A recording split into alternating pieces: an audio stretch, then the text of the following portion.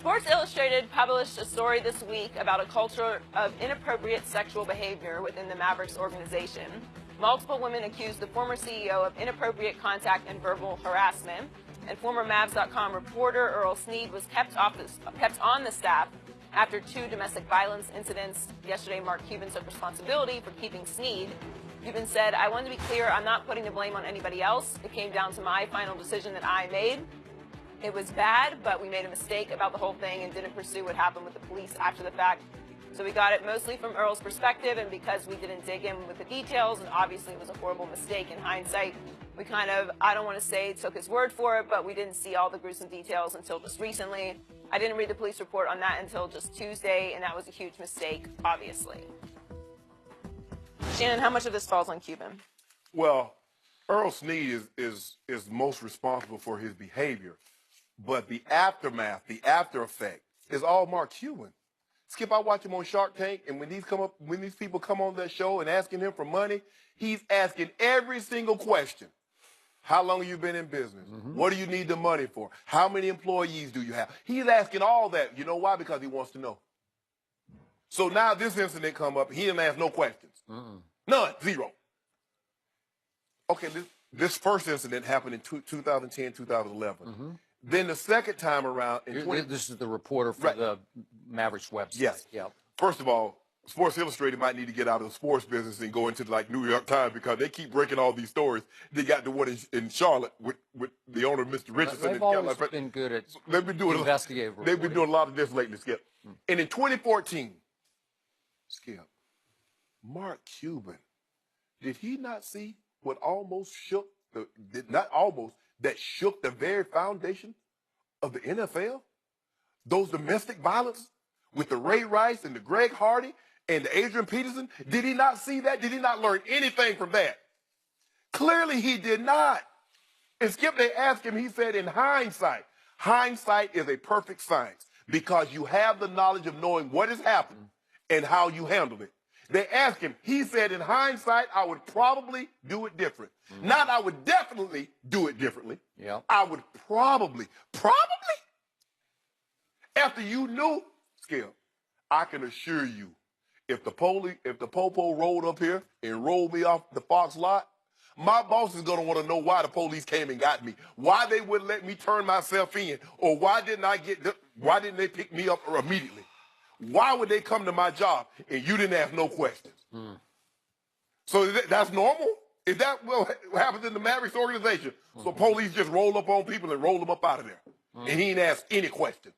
And they're talking about, well, I didn't read the report until a few days ago. Really? Well, I'm not going to say we took his word for it, but we took his word for it. Mark Cuban. Skip, if he was over a corporation of, say, 20,000 or 30,000 people, maybe I would give him you're not going to know what's going on in the mailroom. Yeah. But in the Mavericks, the day-to-day operation that you oversee and you know everything was going on, for Mark Cuban to say he had no idea, that's a lie. He's been disingenuous. I don't believe Mark Cuban. Agreed. He knew, but he didn't. It's simple. If you don't want answers, you don't ask questions.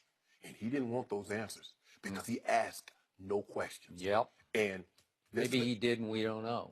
Skip, but he had to know. But Adam Silver, now, he's a no-nonsense type of guy. You got that right. He moved this bill that they had in Charlotte, in North Carolina. He says, okay, y'all want to discriminate? We're going to take this all-star game. And guess what happens, Skip? It's going back to Charlotte. Guess why? Because they're going to stop this foolishness. Now, he has the ability to suspend an owner for as long as he wants to and impose fines up to $2.5 million, $3 million. Mark Cuban, you're going to have to pay a big fine. But you're not out of the wood. Now, he's ordered an investigation. Yep. But maybe the state of Texas, maybe they're going to investigate this. You're in a heap of trouble. You think that tanking fine, that $600,000 you got, that's going to be pale in comparison with what Adam Silver about to do to you. And they can take draft picks. Boom. Bingo. That's where I hope this is headed, because this is so out of bounds. And Mark Cuban should be held 1,000% responsible for owning and operating a basketball franchise that became a quote-unquote Shark Tank for women when it came to sexual harassment and domestic violence. He oversaw that franchise. And again, it wasn't Mark's personal behavior. Right. He did not engage, to my knowledge, in any sexual harassment. Or you really have a situation on So we don't have a Donald Sterling situation. That was Adam Silver's first act as commissioner. He basically forced Donald Sterling to sell the Los Angeles Clippers. Or reported Jerry Richardson situation, Mr. Richardson down in Panthers. Okay, and there you go. But there has to be a severe punishment levied by Adam Silver here to send a message that this sort of organization and behavior will not be tolerated in this league. I hope he would take not maybe this year's draft pick, but the 2019 first-round pick. This one.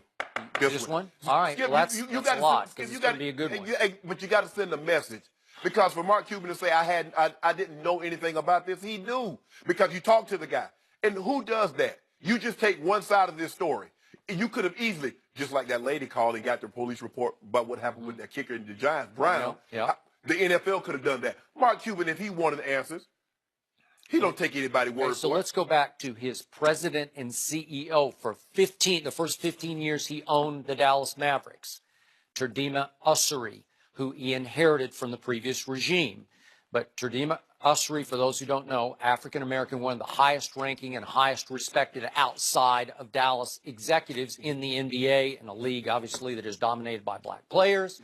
But Terdema Ussery was a serial sexual harasser who had been accused before Mark bought the franchise in 2000. In 98, he'd been accused, and they had to replace the HR director just so they could bring in a guy who would ride herd on and try to save Terdema Ussery from himself within the confines of the organization.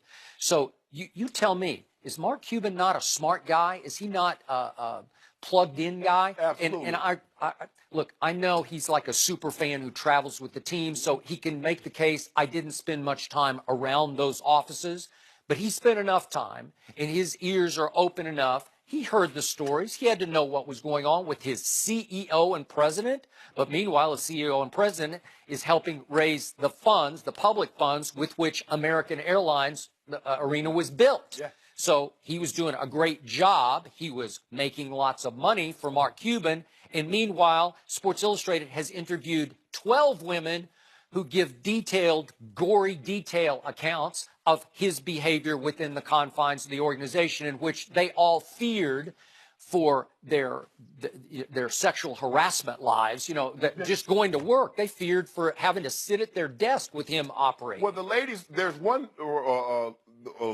lady said that when I was around the players, my anxiety went down. Yeah. When I was at my desk, the anxiety went skip. Okay, so Cuban is presiding. That's he's described in many magazine articles as Mark Cuban's right-hand man. Yeah. And then now we come to the Earl Snead issue. And Mark Cuban said yesterday, if I read this right, that after he got arrested and charged back in, as you said, 2011, Mark Cuban said that when it came to the second time around, he said, the way I looked again, in hindsight, this was a mistake, but I didn't want to just fire him because then he would go out there and get hired again and do it somewhere else. What? Hold on. What? Hold on, Skip. What was he doing? I thought you didn't know. He beat up a woman. Exactly. So you believe that he was doing that, but you would have... So he beat up one woman, and then he was allowed to keep his job and wound up dating and then living with a coworker. A coworker. So someone within the confines of the organization then gets hit in the face by Earl Snead, and she goes to HR, and HR says, it's too bad. It's just too bad. And he kept his job. And he said, well, she wasn't a coworker. She was my girlfriend. Well, Dumb. You could have a girlfriend that works at the same place you do, and you're coworkers at work. And then when you go home, she's your girlfriend or whatever whatever y'all choose to call each other. And Mark Cuban presided over all this. And he goes through all these details. And he was so quick to talk about how the NFL handled the situation wrong. They should have known. You should have asked all these questions. And I watch him on Shark Tank, Skip, and he just asked. I mean, he's drilling away. Sure. And because of that, I'm out. But now he ain't want to ask no questions. The very people that work for him, not people that's trying to solicit funds from him, the very people that work for you, you ask no questions. Yeah. Because you didn't want to know. You know, Mark, look here. You don't come from where he came from, rise up through and make the amount of money that he made because he made a lot of money and not be smart enough, Skip, and not totally be a agree. smart man. Yeah. He knew what was going on Help and us did out nothing. here, Joy. Well, I mean, I think it's easy to say that this isn't surprising considering the climate that we're in with everything that's happened with the Me Too movement. At this point, if you're shocked at the widespread nature of it, you're not paying attention. But the thing that stuck out the most to me was what you said, the staffer that said she felt more comfortable in the locker room than out of the locker room. Because we've heard that saying, locker room talk, thrown around a lot. And to me, anyone who thinks that that is what goes on in the locker room today has never played professional sports or has actually spent time around professional athletes, because we know what it used to be like for reporters and women in locker rooms. And I've been in locker rooms on every level since birth, from Pee-wee to high school to college, professional, every single level. And that is just not the experience. But that's what stood out to me, is that it's funny that the locker room is the safe place and the work environment isn't. But when it comes to Mark Cuban, it's impossible for me to believe that when you say out of your own mouth that you are involved in every level of your organization, you said that. We didn't say that. You said that you had no idea what was going on with your CEO that was there with you for 15 years. I mean, at what point or another are we stupid? Yeah. That's how you're treating us, because you were the one that said it. So I doubt this is the end of this in any way. And it'll be interesting to see how the NBA handles this. But when I heard the story, the thing that stuck out to me the most, because, you know, Mark Cuban likes to say a lot of things. When you mentioned Donald Sterling, if you remember, he said that while he felt like Adam Silver had to do it, he thought that taking away the team was a, quote, slippery slope. And when he said that then, I thought that was interesting. Like, why would you be caping up for Donald Sterling anyway, unless that is true. There was something about your organization that wasn't on the up and up. That's a good point. Here we are, because obviously in 2014, we have these stories going on. So if you just follow the details, it seems like this was not something that no one knew about. The bottom line for me is this isn't over, and I wouldn't be surprised if now that this story is out there, there are more organizations that come under fire for things like this. Could be. But bottom line on Mark Cuban, I have always thought he got a pass, in part because he is a TV star and people find him very entertaining. The media has always liked or loved Mark Cuban because he is a quote machine. He'll say anything. He'll take on the league. He's been a literal maverick of an owner for the Mavericks, that he's against the grain. He's rebellious. He was a thorn in David Stern's side. He was always anti-referee. He's making gestures at the referee. He's getting fined right and left. And the media found him to be a media darling because he's very entertaining. He will fill your notebook. And because of all that, I think he got a little bit of a pass. People looked the other way and thought, Cuban's a good guy. He's fun. He's entertaining. We don't see owners like that. No, he's we in don't. jeans and T-shirts. He's running on the court. He's a player's guy. Right. He looked like a little frat. He's a frat boy. He's a frat boy. Because remember, he go hang out with Chandler Parsons. They drinking beers and doing all this stuff. And that's not normal behavior for an owner. Nope. But boy, he's in the deep one here. Yeah, we'll see how the NBA handles it. Well, the new look Cavs keep rolling tonight. We'll discuss that next.